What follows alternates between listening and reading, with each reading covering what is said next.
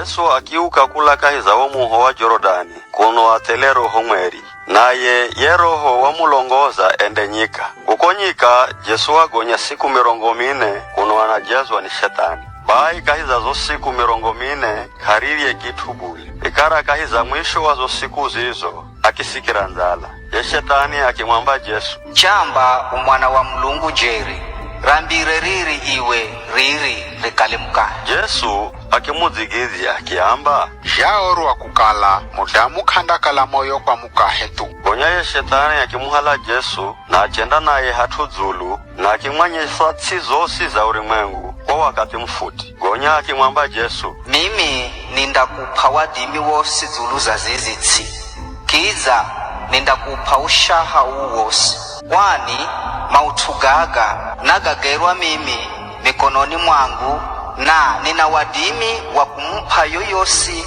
nihenzaye kumupa. Kwa vizho ukinivoya mautugaga gosi gandakala gako. Yesu akimuzigizia akiamba, jaorwa kukala muvoye Bwana Mulunguo na umuhumikire iye hakeye. Gonya ye shetani akimuhala muhakamuzi wa Jerusalemu na akimukweza dzulu za umunara wa rohekalu na akimamba, kala umwana wa Mulungu jeri zirichire kula haha na uzitsuhe kotsi, kwani jaorwa kukala Mulungu andalagiza malaikae makurinde tototo, kiza ao mandakwanula na mikono yao kore ukakwala iwe. Kona Yesu akimuzigizia akimwamba, hauke shetani, pani jaorwa kukala muvoye Bwana Mulunguo na umuhumikire iye hakeye. Ndo shetani akimuricha nalola kukiza malaika makiza muhumikira.